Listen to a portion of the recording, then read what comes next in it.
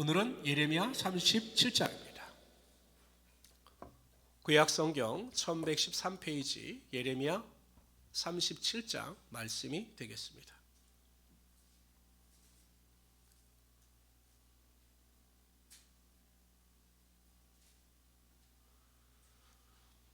(1장부터) (25장까지는) 예레미야의 12편의 설교가 주를 이루고 있습니다. 그리고 그 이후 26장부터는 전기적 개혁, 즉 예레미야가 자신이 체험하고 자신이 고난 가운데 당한 것, 그리고 하나님의 메시지를 정하는 이야기가 서사적으로 나타나고 있습니다. 우리 1절부터 10절까지 한 절씩 읽도록 하죠. 1절 제가 읽겠습니다. 요시야의 아들 시드기야가 여호야김의 아들 고니야, 보통 고니야는 여호야긴 왕이라고 불리기도 합니다. 고니야의 뒤를 이어 왕이 되었으니 이는 바벨론의 느부갓네살 왕이 그들 유다의 왕으로 삼음이었더라. 이게 어떻게 되냐면 여호야긴 왕이 즉위한 지 3개월 만에 바벨론을 대적함으로 말미암아 바벨론 왕이 여호야긴 왕을 체포하여 바벨론으로 끌고 갑니다. 그리고 그 뒤를 시드기야 왕이 이어서 세워지게 되죠. 이 시드기야는 여호야김의 동생이에요. 그러니까 요시야의 아들입니다. 그러니까 여호야김의 아들로 갔다가 다시 그 삼촌인 시드기야 왕이 다시 대를 잇게 되었던 겁니다. 2절 다 같이 읽읍시다. 시작. 그의 신하와 그의 땅 백성이 듣지 아니하니라. 시드기야 왕이 셀렘의 아들 여우갈과 마아세야의 아들 제사장 스바냐를 선지자 예레미야에게 보내 청하되 너는 우리를 위하여 우리 하나님 여호와께 기도하라 하였으니, 여긴 좀 이해가 필요합니다. 왜 기도하라고 이야기를 했냐면 주전 587년에 바벨론 왕이 남유다를 침공합니다. 그러니까 위기에 처하게 되죠. 그러니까 위기에 처하게 되자 시드기야 왕이 예레미야에게 부탁을 하는 겁니다. 너희 하나님께 대하여 제발 좀 기도를 드려달라라고 부탁을 하는 것입니다. 4절 다 같이 읽읍시다. 시작. 그때 예레미야가 갇히지 아니하였으므로 백성 가운데 출입하는 중이었더라. 바로의 군대가 애굽에서 나오매 예루살렘을 에워쌌던 갈대아인이 그 소문을 듣고 예루살렘에서 떠났더라. 여호와의 말씀이 선지자 예레미야에게 임하여 이르시되 이스라엘의 하나님 여호와께서 이와 같이 말씀하시느니라. 너희를 보내어 내게 구하게 한 유다의 왕에게 아뢰라. 너희를 도우려고 나왔던 바로의 군대는 자기 땅 애굽으로 돌아가겠고 갈대아인이 여호와께서 이와 같이 말씀하시니라. 너희는 스스로 소려겨 말하기를 갈대아인이 반드시 우리를 떠나리라 하지 말라. 그들이 떠나지 아니하리라. 가령 너희가 너희를 치는 것 온 군대를 쳐서 그 중에 부상자만 남기다 할지라도 그들이 각기 장막에서 바벨론의 공격으로부터 위기에 처하게 되자 시드기야 왕은 사람들을 보내어 하나님께 대하여 기도를 부탁합니다. 참으로 염치가 없는 행동이죠. 하나님의 말씀을 듣지도 않고 하나님의 말씀에 순종하지도 않으면서도 막상 위기에 처하게 되자 사람들을 보내어 제발 나라와 민족을 위해서 시드기야 자신을 위해서 좀 기도해 달라. 이 위기로부터 우리 민족을 위하여 기도함으로 하나님께 구원의 은혜와 능력이 임하게 해달라라고 부탁을 합니다. 저도 가끔 이런 분들을 보게 됩니다. 제 친구들 중에서도요, 교회를 안 다니는 친구들이 있는데 가끔 저를 보면 임 목사 기도가 세니까 내가 이렇게 어려우니까 나를 위해서 좀 기도 좀 해줘. 우리 사업장을 위해서 좀 기도 좀 해줘 라고 부탁을 합니다. 그래서 감사하죠. 목사의 기도가 센 걸 아니까. 그럼 저는 그럴까 하면서도 이제 그런 기도는 하죠. 하나님, 저 영혼을 불쌍히 여겨 주셔서 어찌하든지 제가 저 영혼을 위해서 기도할 때 저 마음의 소원이 이루어지게 하시고 이번 기회를 통해서 하나님을 알게 해 주십시오라고 기도를 합니다. 성도들 중에서도 그런 성도들이 있어요. 목사님 저를 위해서 기도해 주세요. 그래서 저를 얼마나 믿는지 본인은 기도 안 합니다. 목사님께 맡겼으니 목사님이 알아서 기도해 주시겠지라고 하시는 분들도 있어요. 뭐 어찌 하든지 그것도 믿음이니까 하나님께서 그러한 분들을 통해서 역사하실 겁니다. 근데 여러분 제일 중요한 게 있어요. 하나님은 본인의 기도를 듣기 원하신다라는 것이에요. 우리가 어떤 환경에 있든지 간에 필요에 의해서만 기도하는 게 아니죠. 근데 참 성도들은 연약하기 때문에 필요에 의해서 기도할 때가 많아요. 평상시에는 기도하지 않다가 위기를 만나거나 마음에 어려운 문제가 생기면 그때 나와서 비로소 하나님을 찾을 때도 있습니다. 물론 하나님은 그 기도도 외면하지 않으셔요. 반드시 살아가는 자들의 기도 가운데 응답하여 주시는 것입니다. 그러나 하나님께서 원하시는 기도는 항상 구하는 기도입니다. 항상 쉬지 않고 믿음으로 하나님께 기도하는 자의 기도를 들으시고 그 기도 가운데 하나님의 능력이 반드시 나타나게 하여 주시는 것입니다. 여러분 보세요. 어떤 목사님이요, 사역에 매진하고 사모님하고는 별로 대화가 없었던 거예요. 그래서 어느 날 사모님을 위해서 큰 마음을 먹고 외국 여행을 떠나갔습니다. 사모를 위해서.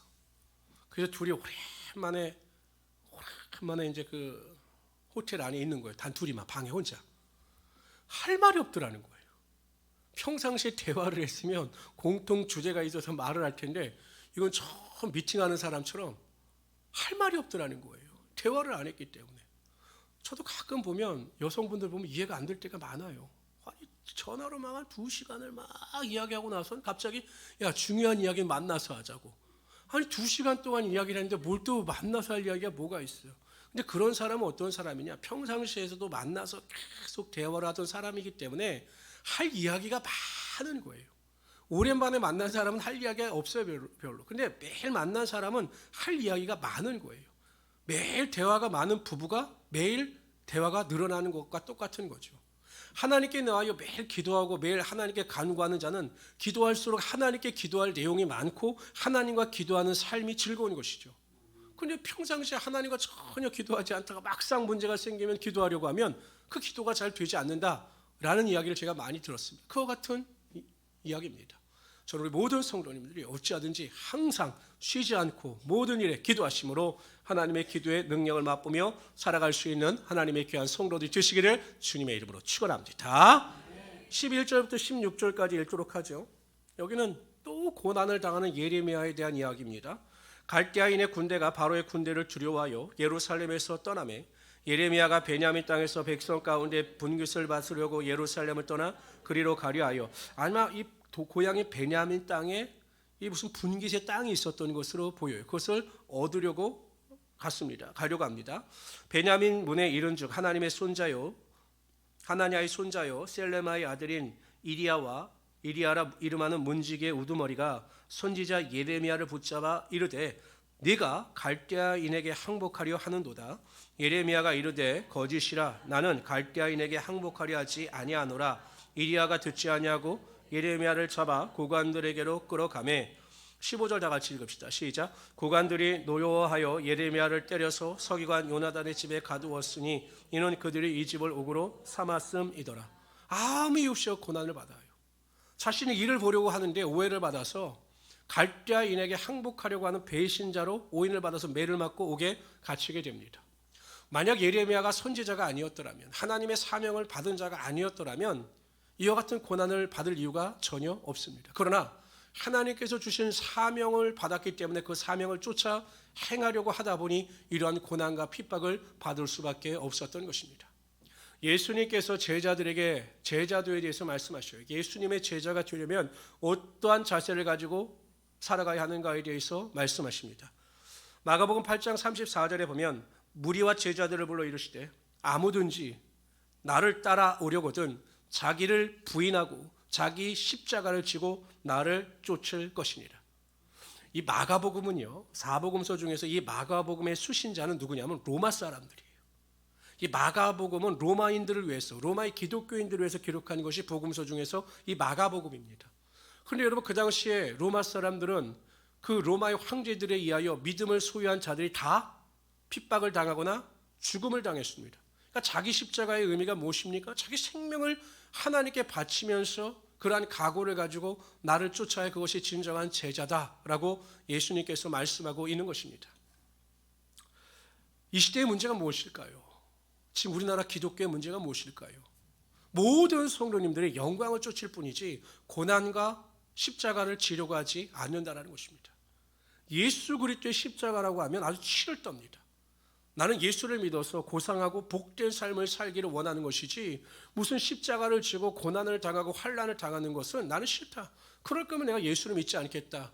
이것이 우리나라 기독교의 팽배한 모습입니다. 교회 헌신자도 없어요. 이제는요, 교회가요, 웬만한 교회들도 성도들이 청소하는 것이 아니라 이제 업체를 고용해서 페이를 지불하고 청소를 한다라고 합니다. 이제 없어요. 뭐 직장 생활 대부분들 하시고 뭐 헌신자들이 없고 그냥 교회가 어찌 보면 참 안타까운 모습으로 나타나고 있는 것입니다. 어느 권사님이 70세가 되셔서 내가 이제 평생 주를 위해서 교회를 위해서 헌신했으니 이제 봉사를 놓고 좀 쉬어야 되겠다라고 생각을 하셨습니다. 목사님도 권사님이 워낙 그 정도의 수고를 하셨기 때문에 이제 교회 일에서 손을 떼시고 좀 편안하게 신앙생활 하십시오라고 권면을 하셨습니다. 그런데 그 이후로요, 이 권사님이 잠만 주무시면 꿈에서 예수님께서 십자가에 달려 돌아가시는 모습이 보이기 시작하는 겁니다. 그래서 비로소 깨달았어요. 야, 하나님의 일에는 은퇴가 없구나. 하나님께서는 천국 가는 그날까지 나에게 헌신과 수고를 원하시는구나. 내가 나이가 많다고 이제는 늙었다고 봉사를 쉬려고 했는데 이게 하나님의 뜻이 아니었구나 라고 돌이켜서 더 주의 일에 열심을 하니 하나님께서 그를 더 높여주시고 많은 성도들을 보살필 수 있는 은혜를 허락하여 주셨다라고 합니다. 편하게 예수를 믿는다라고 하는 것은 말이 되지 않는 거예요. 십자가를 져야 하는 것입니다. 내가 어떻게 하면 하나님의 기쁨이 되고 하나님의 영광이 될까? 내가 어떻게 하면 주님을 위하여 헌신하는 삶을 살아갈까? 이것이 성도들의 바른 자세라는 것입니다. 저는 우리 모든 성도님들이 그러한 믿음을 가지고 항상 자기 십자가를 지고 하나님을 위하여 예수 그리스도의 영광을 위하여 살아갈 수 있는 귀한 성도들이 되시기를 주님의 이름으로 축원합니다. 16절부터 21절까지 읽도록 하죠. 예레미야가 뚜껑 씌운 웅덩이에 들어간 지 여러 달 만에 시드기야 왕이 사람을 보내어 그를 이끌어내고 왕궁에서 그에게 비밀이 물어 이르되 여호와께로부터 받은 말씀이 있느냐? 예레미야가 대답하되 있나이다. 또 이르되 왕이 바벨론의 왕의 손에 넘겨지리이다. 저는 시드기야 왕을 도저히 이해할 수가 없어요. 아니, 하나님을 믿지 않으면서 왜 그렇게 하나님의 말씀에 대해서는 궁금한지, 아마 하나님께서 내가 너를 구원해낼 것이다 이 메시지를 듣고 싶었는지 모른다. 계속 하나님의 말씀에 대해서 묻고 있어요. 예레미야가 다시 시드기야 왕에게 이르되 내가 왕의 신하에게나 이 백성에게 무슨 죄를 범하였기에 나를 옥에 가두었나이까? 바벨론의 왕이 와서 왕과 이 땅을 치지 아니하리라고 예언한 왕의 선지자들이 이제 어디에 있나이까? 없다라는 거예요. 다 하나님께 심판을 받았다라는 것입니다. 내 주 왕이여, 이제 청하온 건데 내게 들으시며 나의 탄원을 받으사 나를 서기관 요나단의 집으로 돌려 보내지 마옵소서. 내가 거기에서 죽을까 두려워하나이다.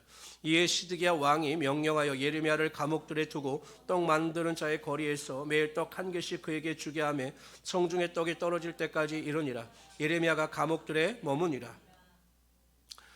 시드기야는 분명히 하나님께서 살아계시며 말씀하시는 하나님이라는 사실을 알았어요. 알았는데 그것을 믿지 못하고 그것을 실천하지 못했다라는 것입니다. 말씀은 들으나 행함이 없는 성도들이 있습니다. 그래서 믿음의 자리로 나가지 못하는 거예요. 말씀을 들었으면 결단하고 행할 때 하나님께서 역사하여 주셔서 그 믿음대로 되는 능력이 임하게 하여 주시는 거예요. 근데 매일 말씀을 듣기만 하는 분들이 있어요. 그리고 판단하는 분들이 있습니다. 야, 오늘 말씀 좋다. 야, 말씀이 은혜가 된다. 그런데 그 뒤에 그것을 실천하지 못하는 거죠. 시드기야는 하나님의 말씀을 알았습니다. 하나님께서 자신에게 무엇을 원하는지도 알았습니다. 그래서 매일 하나님의 뜻을 물어요. 알았는데 실천하지 않는 거죠. 실천하지 아니하니 아무 소용이 없게 되더라는 것입니다. 직장생활을 하는 안수 집사님이 이상하게 주일만 되면 목사님께서 원수를 사랑하라는 말씀을 하시는 겁니다. 그렇지 않아도 교회 그 직장에서 자신의 그 동기하고 갈등이 있었어요. 그래서 직장 생활이 너무 힘들었던 거죠. 근데 본인은 아무 잘못이 없어요. 그 사람의 일방적인 오해 때문에 일어난 갈등이었기 때문에 이 안수 집사님도 그 문제를 풀 생각이 없었습니다. 그 사람들도 당신이 뭔 잘못이 있다고 그 사람에게 가서 사과를 하느냐라고 말렸어요. 이번 교회 그 사람의 버릇을 고쳐줘야 한다라고 말했습니다. 그래서 상대방이 왕따가 된 거예요. 그리고 그 설교를 들을 때마다 이 안수 집사님 마음 가운데 부딪힘이 있는 겁니다. 야, 그래도 내가 예수 믿는 사람인데 내가 이랬어야 되겠는가라고 그 부딪힘이 계속 있는 겁니다.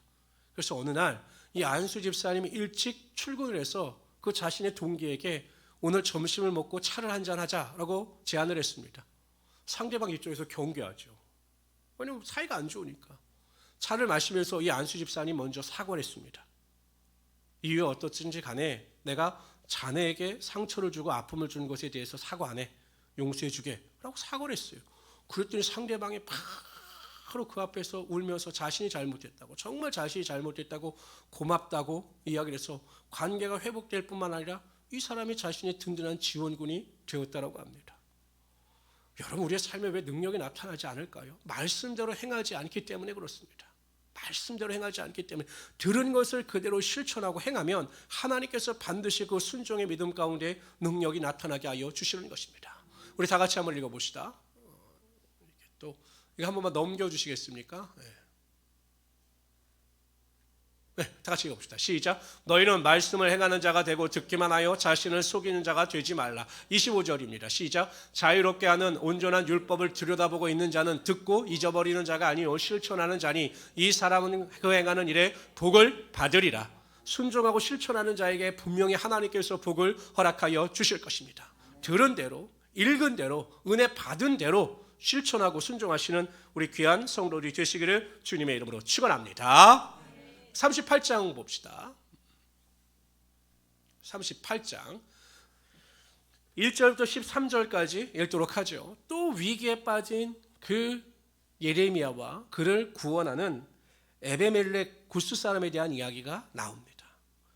1절부터 13절, 제가 1절 읽겠습니다. 막단의 아들 스바랴와 바술의 아들 그다랴와 셀레마의 아들 유갈과 말기야의 아들 바술이 예레미야가 모든 백성에 이르는 말을 들은즉 이르기를 여호와께서 이와 같이 말씀하시되 이 성에 머무는 자는 칼과 기근과 전염병에 죽으리라. 그러나 항복하는 자는 살리니 그는 노량물을 얻은 같이. 그러니까 항복하면 목숨을 건진다라는 것입니다. 여호와께서 이와 같이 말씀하시느니라. 이 성이 반드시 바벨론의 왕의 군대의 손에 넘어가리니 그가 차지하리라 하셨다 하는지라. 이에 그 고관들이 왕에게 아뢰되 이 사람이 백성의 평안을 구하지 아니하고 재난을 구하오니 청하건대 이 사람을 죽이소서. 그가 이같이 말하여 이 성에 남은 군사의 손과 모든 백성의 손을 약하게 하느니라. 그러니까 예레미야의 메시지는 국가의 반역을 일으키는 죄다. 그를 죽이자 이렇게 이야기하는 것입니다. 시드기야 왕이 이르되 보라 그가 너희 손 안에 있느니라. 왕은 조금도 너희를 거스를 수 없느니라 하는지라. 그들이 예레미야를 끌어다가 감옥들에 있는 왕의 아들 말기야의 구덩이에 던져 넣을 때에 예레미야를 줄로 달아내렸는데 그 구덩이에는 물이 없고 진창뿐이므로 예레미야가 진창 속에 빠졌더라. 왕국 내시 구스는 이디오피아입니다. 지금 구스인 에베멜렉이 그들이 예레미야를 구덩이에 던져 넣었음을 들으니라. 그때 왕이 베냐민 문에 앉았더니 에베멜렉이 왕궁에서 나와 왕께 아뢰되 이르되 내 주 왕이여 저 사람들이 선지자 예레미야에게 행한 모든 일은 악하니이다. 성중에 떡이 떨어졌거늘 그들이 그를 구덩이에 던져 넣었으니 그가 거기에서 굶어 죽으리이다 하니 왕이 구스 사람 에베멜렉에게 명령하여 이르되 너는 거기서 30명을 데리고 가서 선지자 예레미야가 죽기 전에 그를 구덩이에서 끌어내라. 시드기야는 왔다 갔다 하는 사람입니다. 그냥 사람의 눈치를 보는 사람이죠. 에베멜렉의 사람들을 데리고 왕궁 곳간 및 방에 들어가서 거기에 헝겊과 낡은 옷을 가져다가 그것을 구덩이에 있는 예레미야에게 밧줄을 내리며 구스인 에베멜렉이 예레미야에게 이르되 당신은 이 헝겊과 낡은 옷을 당신의 겨드랑이에 대고 줄을 그 아래에 대시오. 예레미야가 그대로 하매 13절 다같이 읽읍시다. 시작.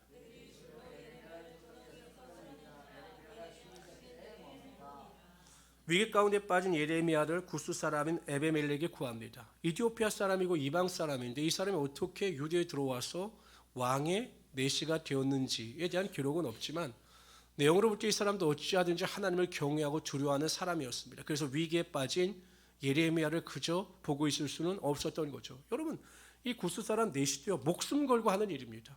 왜냐하면 대부분의 고관들이 예레미야를 죽이자라고 했는데 그 내시가 나서서 왕을 설득하여 그를 구원해냈다라고 하는 소문이 돌면 고관들이 이 사람을 가만두겠습니까?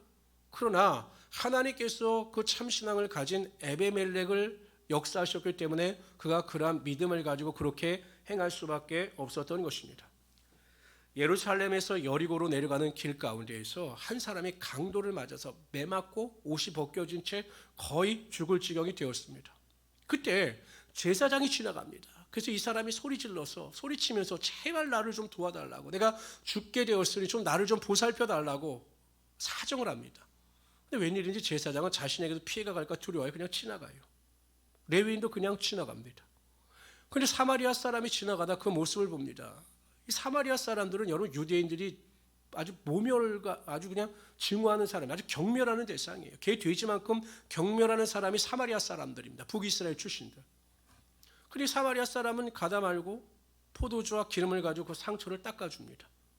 그리고 안 되겠으니까 그를 나귀에 태워서 주막에 데리고 가서 그 주막 주인에게 부탁하는 겁니다. 데나리온 2를 주면서. 그러니까 한 데나리온이 1당이니까 지금의 시세로 따지면 우리 한 4, 50만 원 되겠죠. 그 1당을 주면서 그 달란트 2를 주며 데나리온 2를 주면서 이 사람을 좀 보살펴 달라. 그리고 비용이 더 들면 내가 올 때 그 비용을 더 지불하겠다라고 부탁을 하고 떠납니다.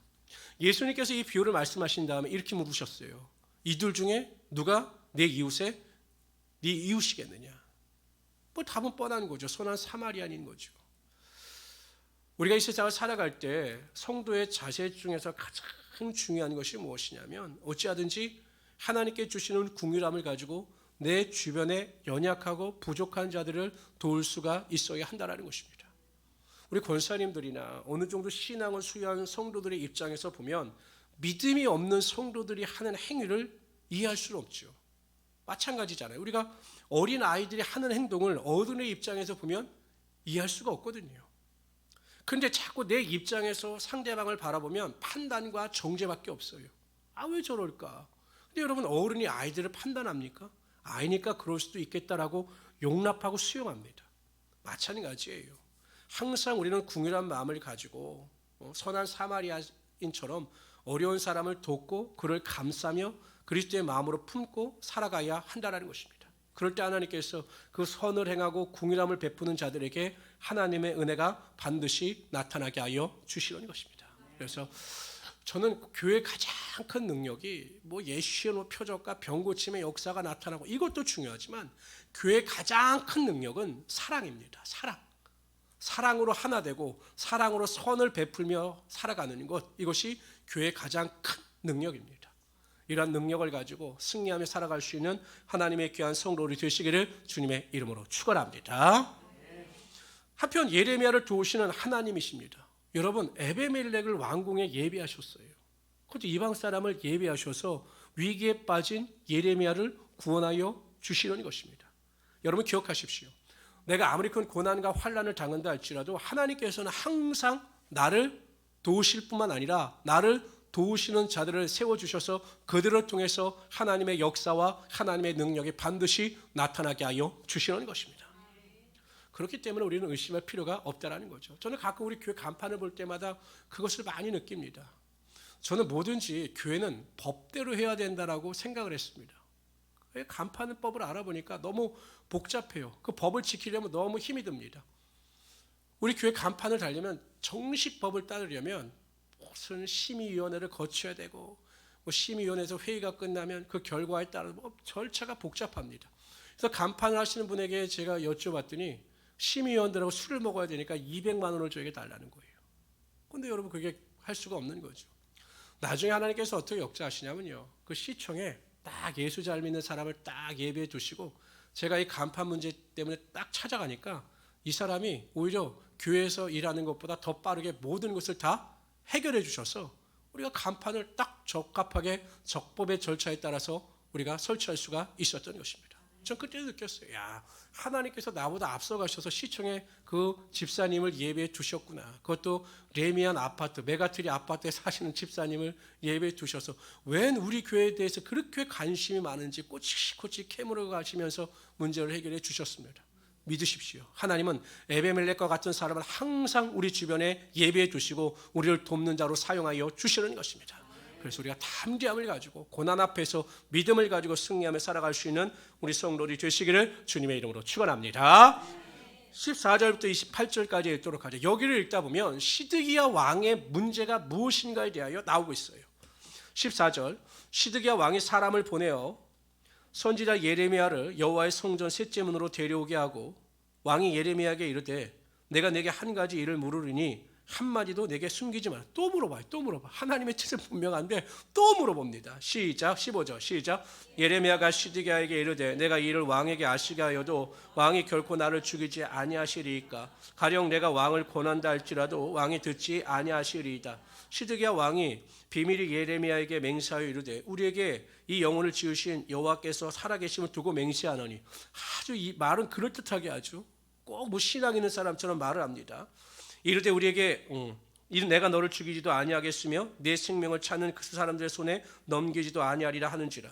예레미야가 시드기야에게 이르되 만군의 하나님이신 이스라엘 하나님 여호와께서 이와 같이 말씀하시되 네가 만일 바벨론의 왕의 고관들에게 항복하면 내 생명이 살겠고 이 성이 불사름을 당하지 아니하겠고 너와 내 가족이 살려니와. 똑같은 메시지입니다. 항상 내가 만일 나가서 바벨론의 왕의 고관들에게 항복하지 아니하면 이 성이 갈대아인의 손에 넘어가리니 그들이 이 성을 불살할 것이며 너는 그들의 손을 벗어나지 못하리라 하셨나이다.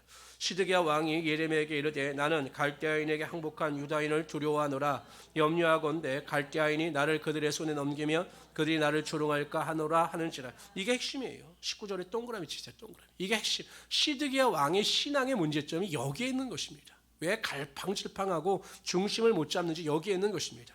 20절에 있습니다. 예레미야가 이르되 그 무리가 왕을 그들에게 넘기지 아니하리이다. 원하옵나니 내가 왕에게 아뢰는 바 여호와의 목소리에 순종하소서. 그리하면 왕이 복을 받아 생명을 보존하시리이다. 그러나 만일 항복하기를 거절하시면 여호와께서 내게 보이신 말씀대로 되리이다. 보라 곧 유다 왕궁에 남아있는 모든 여자가 바벨론 왕의 고관들에게 끌려갈 것이요 그 여자들은 네게 말하기를 내 친구들이 너를 꿰어 이기고 네 발이 진흙에 빠짐을 보고 물러갔도다 하리라. 내 아내들과 자녀는 갈대아인에게로 끌려가겠고 너는 그들의 손에서 벗어나지 못하고 바벨론 왕의 손에 잡히리라. 또 내가 이 성읍으로 불사람을 당하게 하리라 하셨나이다. 시드기야가 예레미야에게 이르되 너는 이 말을 어느 사람에게도 알리지 말라. 그리하면 내가 죽지 아니하리라. 만일 고관들이 내가 너와 말하였다함을 듣고 와서 네게 말하기를 네가 왕에게 말씀한 것을 우리에게 전하라. 우리에게 숨기지 말라. 그리하면 우리가 너를 죽이지 아니하리라. 또 왕이 네게 말씀한 것을 전하라 하거든 그들에게 대답하되 내가 왕 앞에 간구하기를 나를 요나단의 집으로 되돌려 보내지 마소서. 그리하면 거기서 죽지 않게 하옵소서 하였다 하라 하니라. 예레미야에게 와서 물음에 그가 왕이 명령한 모든 말대로 대답하였으므로 일이 탈로 되지 아니하였고 그들은 그와 더불어 말하기를 그쳤더라. 예레미야가 예루살렘이 함락되는 날까지 감옥들에서 머물렀더라. 시드기야 왕의 문제점이 무엇이며 사람을 의식하는 거예요. 사람. 19절에 보면 나는 갈대아인에게 항복한 유다인을 두려워하노라. 그러니까 갈대아인에게 바벨론 사람들에게 하나님의 말씀에 순종하여 항복한 사람들이 있었던 거예요. 그런데 만약에 내가 이제 와서 항복하면 지금까지 나는 항복하지 않겠다 고집하다 이제 와서 항복하면 그 사람들이 나를 얼마나 조롱하겠느냐. 너도 어쩔 수 없구나. 얼마나 나를 조롱하겠느냐. 그래서 내가 두려워서 항복하지 못하겠다. 또 항복을 반대하는 사람들도 있기 때문에 내가 그들로 인하여 항복하지 못하겠다라고 하는 자신의 고민을 예레미야에게 고백하고 있는 것입니다. 하나님이 계시다는 것도 알고 하나님의 뜻도 알지만 사람들을 너무나 의식한 나머지 하나님의 말씀에 순종하지 못하고 있는 시드기야 왕의 어리석은 모습입니다. 여러분 베드로와 요한이 성전 미문에 앉아있던 안전뱅이를 일으켰다가 그 산헤드린 공회에 끌려갑니다. 그리고 막 그 산헤드린 공회 사람들이 이 베드로와 요한을 막 위협합니다. 예수의 이름으로 아무것도 가르치지 말라라고 위협합니다. 그때 여러분 베드로와 요한이 이 사람들을 두려워합니까? 자신들은 소수고 대사도의 사람들이 자신의 생명까지도 빼앗아갈 수 있는데 두려워하지 않아요. 사람들 의식하지 않습니다. 이렇게 선포하죠. 하나님 앞에서 너희 말 듣는 것이 하나님 말씀 듣는 것보다 옳은가 판단하라. 우리는 보고 들은 것을 전하지 아니할 수 없다라는 것이에요. 나는 하나님을 두려워하지 당신들을 두려워하지 않습니다. 하나님께서 내게 명령하셨기 때문에 당신들은 나를 죽인다 할지라도 나는 그 복음을 전하여야만 합니다 라고 강력하게 말하고 있습니다. 그럴 때 그들이 베드로와 요한을 죽였습니까? 그냥 위협하고 내어 주었습니다. 그들의 당당함 앞에 할 말을 잃었던 것입니다. 여러분 기억하십시오. 우리가 하나님 앞에 무릎 꿇고 하나님을 의지하면 세상에서 수치와 조롱을 당하지 않아요. 오히려 세상이 우리 앞에 반드시 무릎을 꿇게 될 것입니다. 그러나 우리가 하나님 앞에서 바로 서지 못하고 세상 사람들을 의지하면 세상 사람들을 의식하면 반드시 그 사람들에게 수치와 조롱을 당할 수밖에 없는 것이에요. 항상 하나님을 두려워하십시오. 마태복음에 보면 이렇게 말씀하셔요. 10장 28절에 보면 몸은 죽여도 영혼은 능히 죽이지 못하는 자들을 두려워하지 말고 오직 몸과 영혼을 능히 지옥에 멸하시는 자를 두려워하라. 두려워할 자를 두려워할 때 하나님의 능력이 반드시 우리의 삶 가운데 임하게 될 것입니다.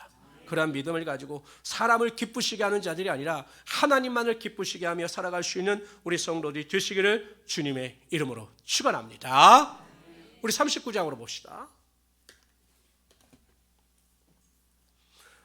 39장은 마침내 회개하지 아니하니 남유다가 하나님의 심판을 받아 멸망을 당하는 이야기가 나오고 있습니다. 우리 1절부터 10절까지 이번엔 여러분들이 먼저 읽어주세요. 1절 시작.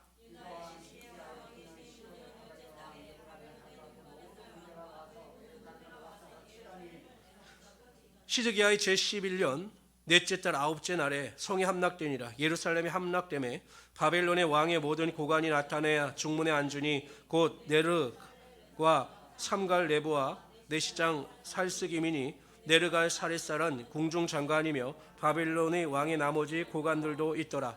유다의 시드기야 왕과 모든 군사가 그들을 보고 도망하되 밤에 왕의 동산길을 따라 두담 샘문을 통하여 성읍을 벗어나서 아라바로 갔더니 갈대아인의 군대가 그들을 따라 여리고 평원에서 시드기야에게 미쳐 그를 잡아 데리고 하마 땅 림나드에 있는 바벨론의 느부갓네살 왕에게로 올라가매 왕이 그를 신문하였더라. 바벨론의 왕이 림나에서 시드기야의 눈앞에서 그의 아들들을 죽였고 왕이 또 유다의 모든 귀족을 죽였으며 왕이 또 시드기야의 눈을 빼게 하고 바벨론으로 옮기려고 사슬로 결박하였더라. 갈대아인들이 왕궁과 백성의 집을 불사르며 예루살렘 성벽을 헐었고 사령관 느부사라단이 성중에 남아있는 백성과 자기의 행복한 자와 그 외의 남은 백성을 잡아 바벨론으로 옮겼으며 사령관 느부사라단이 아무 소유가 없는 빈민을 유다 땅에 남겨두고 그날의 포도원과 밭을 그들에게 주었더라. 하나님은 오래 참으시는 하나님이 되십니다. 그러나 길이 참으시지는 않으셔요. 하나님의 경고하심에도 불구하고 남유다가 돌이키지 아니하니 하나님께서 마침내 남유다를 하나님의 말씀대로 처참하게 심판하셨습니다. 저는 이 광경을 보면서 마지막 때의 심판에 대한 생각이 들었습니다. 분명히 이 세상에 심판은 있어요. 예수님께서 재림하시고 마지막 때 이 세상은 심판을 당하여 다 사라지게 되는 것입니다. 성경 말씀에 분명히 예언되어져 있습니다. 그렇기 때문에 우리는 마지막 때를 바라보면서 우리의 믿음의 끈을 다시 한번 조여야 합니다. 항상 하나님 나라의 소망을 두고 하나님께서 기뻐하신 일이 무엇인가를 생각하면서 우리의 구원의 완성을 위하여 하나님만을 바라보며 살아갈 수 있어야 한다는 것입니다. 그래서 여러분 항상 믿음을 가지고 마지막 심판을 예비하시는 우리 귀한 성도들이 되시기를 주님의 이름으로 축원합니다. 11절에서 18절까지 읽도록 하죠. 하나님이 심판이 있음에도 불구하고 그럼에도 하나님께서는 택하신 자들은 반드시 구원하신다라는 것입니다. 하나님께서 예레미야를 구원하셨고 그 왕궁 구스네신 에베멜렉도 구원하여 주셨습니다. 바벨론의 느부갓네살 왕이 예레미야에게 대하여 사령관 느부사라단에게 명령하여 이르되 그를 데려다가 선대하고 해하지 말며 그가 내게 말하는 대로 행하라. 이에 사령관 느부사라단과 내시장 느부사스반과 궁중장관 네르갈 사레살과 바벨론 왕의 모든 장관이 사람을 보내어 예레미야 감옥들에서 데리고 사반의 손자 아이감의 아들 그다랴에게 넘겨서 그를 집으로 데려가게 하매 그가 백성 가운데 사니라. 아이감도 예레미야를 구원해 주었던 사람, 구출해 주었던 사람입니다. 그 아들 그다랴가 나중엔 우리가 이제 보면 총독이 됩니다. 예레미야서에 보면 이제 총독이 되는데 나중에 이제 죽임을 당하게 되죠. 예레미야가 감옥들에 갇혔을 때 여호와의 말씀이 그에게 임하니라. 이르시되 너는 가서 구스인 에베멜렉에게 말하기를 만군의 여호와 이스라엘 하나님의 말씀과 내가 이 성에 재난을 내리고 복을 내리지 아니하리라 한 나의 말이 그날에 내 눈앞에 이루리라. 여호와의 말씀이니라. 내가 그날에 너를 구원하리니 네가 그 두려워하는 사람들의 손에 넘겨지지 아니하리라. 내가 반드시 너를 구원할 것인즉 네가 칼에 죽지 아니하고 내가 노력물같이 내 목숨을 얻을 것이니 이는 네가 나를 믿었음이라 여호와의 말씀이니라 하시더라. 얼마나 감사합니까, 여러분? 아무리 처참한 심판이 있다 할지라도 하나님께서는 택하신 자들이 손끝 하나 상하지 않도록 그들을 철저히 지키고 보호하여 주신다는 것입니다. 우리가 마지막 심판이 있다 할지라도 하나님께서 택하신 우리들은 하나님의 구원의 손길 아래 있기 때문에 우리는 안전하게 보호하심을 받아 하나님 나라에서 하나님과 더불어 영원히 왕노릇하며 우리가 기쁨과 소망 가운데 살아갈 수 있게 된다는 것입니다. 그렇기 때문에 더 우리가 믿음 안에서 살아가야 합니다. 하나님께서는 절대로 택하신 자들을 버리지 아니하셔요. 끝까지 보호하여 주십니다. 하나님께서 그들을 지키시는 것이죠. 졸지도 주무시도 아니하시고 저와 여러분들을 하나님께서 지키시는 것입니다. 그러한 보호하심과 인도하심을 체험하기 위해서 매일 믿음을 가지고 넉넉히 이기며 승리하시는 하나님의 귀한 성도들이 되시기를 주님의 이름으로 축원합니다. 기도합시다. 주시 하나님, 정말로 감사합니다. 우리 하나님께서 우리를 사랑하시고 귀한 은혜와 능력 가운데 붙잡아 주심을 정말로 감사합니다. 하나님, 우리가 시드기야 왕처럼 어리석은 자가 되지 아니하도록 도와주시옵소서.